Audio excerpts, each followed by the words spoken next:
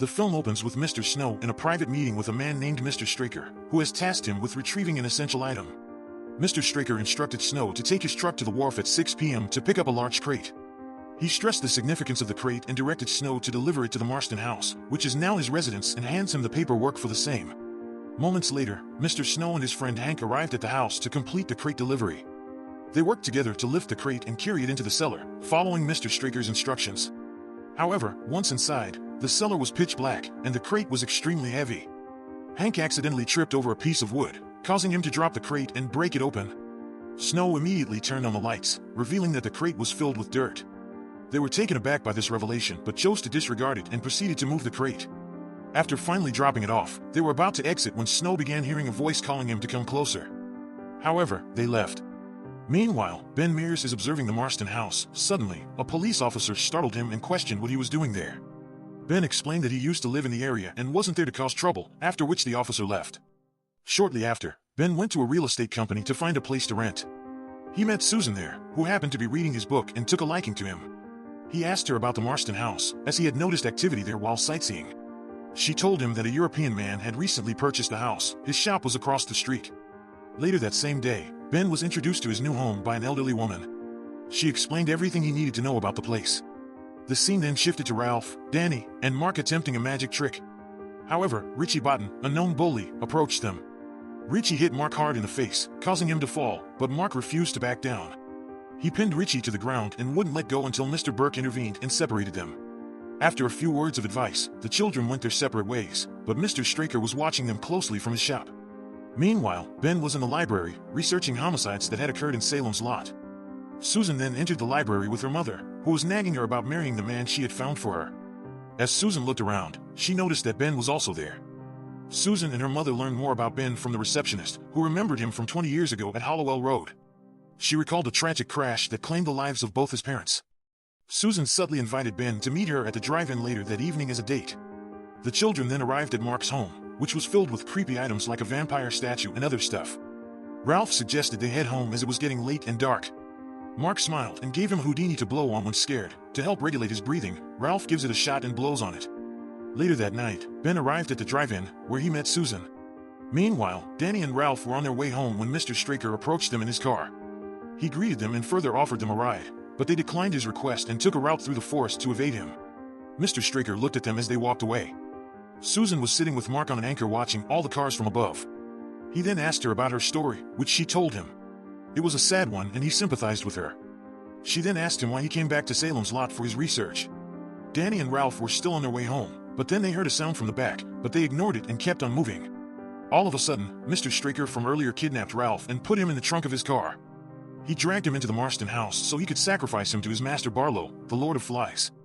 All the candles that were lit went off.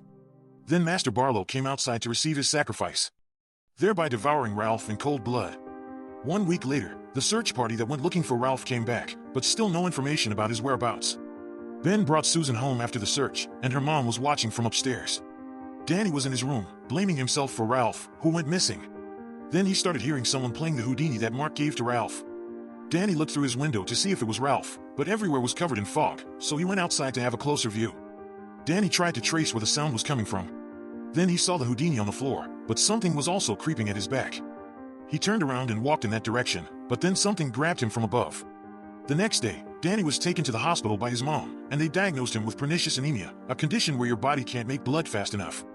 Danny woke up in the night and told his mom that he's thirsty, so she rushed out to call the nurse to get him some water. But when she came back, he was already drinking the blood being transfused to him, and she screamed in agony. The next day, the whole town gathered together for Danny's burial and Ben was also there. The undertaker fell asleep at the event, but he woke up later that night and proceeded to bury Danny's coffin. He was laying sands at the ground. As he did so, he began hearing bangings from inside the coffin, begging him for help. He was shocked and scared, but to reconfirm, he waited to hear the sound again, and eventually decided to open up the kid's coffin, only to see Mark laying there lifeless. So he closed it back and proceeded with the burial, but soon noticed that the kid is not in the coffin. Danny then approached from behind and fed on him. Mr. Burke, after teaching at school, went to a bar to clear his head. There, he saw the undertaker from the funeral and decided to approach him.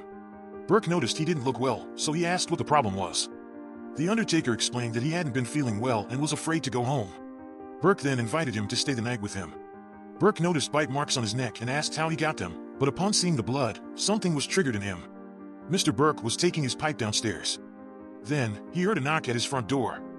He went out to check who was knocking, but he saw someone climbing through his window. Mr. Burke quickly went to Ben's house to meet with him. He asked Ben for a cross or any kind of medallion, then urged him to follow him back to his home. Once there, he led them to the room where the undertaker was kept. He was fast asleep. Mr. Burke discovered that his body was now cold, and the bite marks on his neck had disappeared. They were all alarmed and suspected he was a vampire, so they called a constable from the police to examine him. That night, Mark was fast asleep in his room. He then began hearing noises from his window. Looking over, he saw that it was Danny. Mark put on his glasses and saw Danny begging to be let in, so he slowly approached the window. When he made eye contact with Danny, Danny used mind control to compel him to open it. Danny flew in through the window and told Mark that Master Barlow wanted to see him. But then, the cross on Mark's desk began to glow, and he quickly pressed it against Danny's chin, making him flee. Mark quickly shut the window and vowed to free Danny. He immediately took out his books and started researching vampires. He highlighted important keywords and concluded that he must kill Barlow to free Danny. Burke was also conducting his own research on vampires to be ready. Unfortunately, it was too late for the Undertaker. When Mr. Burke turned around, he had already transformed into a vampire, so he used the cross on his table to repel him. The Undertaker growled at him. Mr. Burke walked around the house and waved the cross around to ensure the vampire was gone, but he was attacked from behind, and the cross was out of reach. The vampire advanced slowly, but Burke managed to grab the cross and successfully banished him from his home. The next day, a nurse told the doctor who treated Danny that his mother had been found dead that morning. The doctor recalled what Burke had said about vampires, so she rushed to the morgue to check the Undertaker's body, but it was gone. She didn't waste any time and drove to Burke's house, only to find a messy house and Mr. Burke badly hurt lying on the floor. She told him about the death and the missing body, asking if he knew what was happening. While Mr. Burke was being treated for his wounds, he explained all the vampire deterrents, but like everyone else, she dismissed it as well, calling it a mere superstition. Meanwhile, Mark arrived at the Marston house, holding a stick in hand. He first opened the cellar door and walked right in. He searched for Barlow, but Burke was also there and told him to leave. Mark explained that Barlow was a vampire and had taken Danny, and pleaded Mr. Burke to believe him, but Straker locked them inside before they could act. Burke lit candles as it was too dark inside the room. They tried to find another way out while a demonic hand is spotted. Burke carried Mark upstairs, but it was too late. Straker grabbed Mark and let Barlow feed on Burke.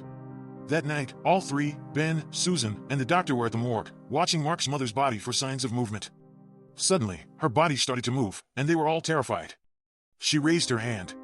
They quickly made a cross from chopsticks to fend off the vampire as it starts to raise up.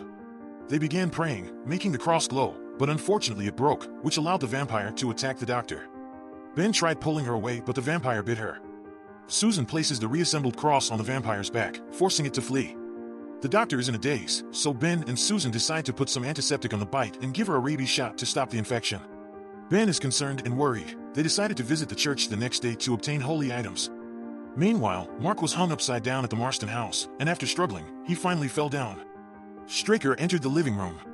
Mark knocks him out from behind, killing him instantly. Ben, Susan, and the doctor went to the church to inform the priest about the vampires terrorizing their town, but he dismissed their claims, believing they were lying. As they spoke, Mark burst into the church, shocking everyone there. He fills his water bottle with holy water and tells everyone that Burke has transformed and is now one of the vampires living at the Marston house. Mark led them all to the Marston house, and they entered together. They searched the entire room but couldn't find Straker's body anywhere. Suddenly, a door opened wide in front of them. Ben examined it with a flashlight and realized there were no stairs. They then used a ladder to descend and began searching for the vampires. They hear a strange sound but couldn't identify its source. So they all keep looking for the vampires. Burke appears and attacks from the shadows, but Ben stabs him in the chest. Burke somehow manages to grab Ben and pull him closer, but the priest quickly opens the cellar door, so Ben can stab him again in the heart. Meanwhile, after they escaped, Mark warned them that Barlow and the fact that he would come for his parents that night and told them they needed to devise a plan to keep everyone safe. The priest suggested they inform their families and to take shelter in the church for the night while they figure out things. They all left, and so did Susan and Ben. They rushed to Susan's home to warn her mother of the impending danger, but a vampire emerges from hiding and attacks and bites Susan on her neck. Her mom screams for help. Ben comes and takes Susan out. At Mark's home, the priest was trying to convince Mark's father to join them at the church, but he refused to leave. Suddenly, they heard a strange noise, prompting Mark's father to check it out.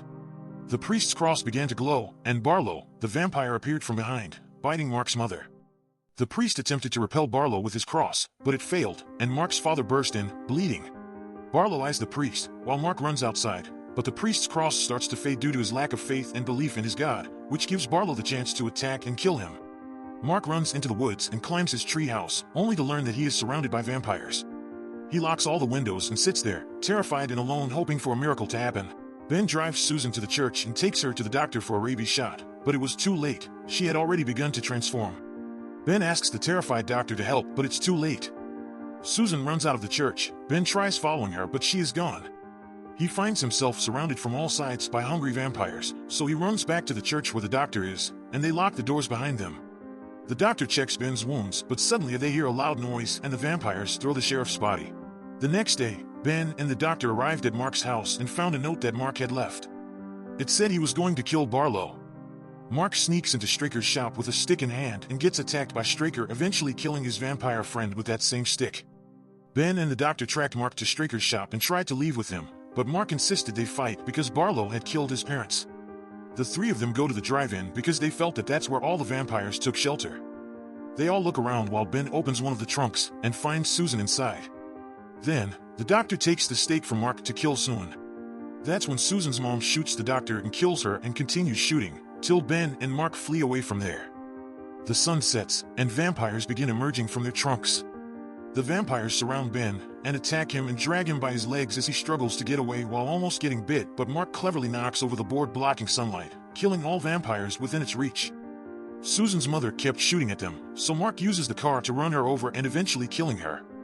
They then go looking for the coffin, suspecting Barlow was hiding inside.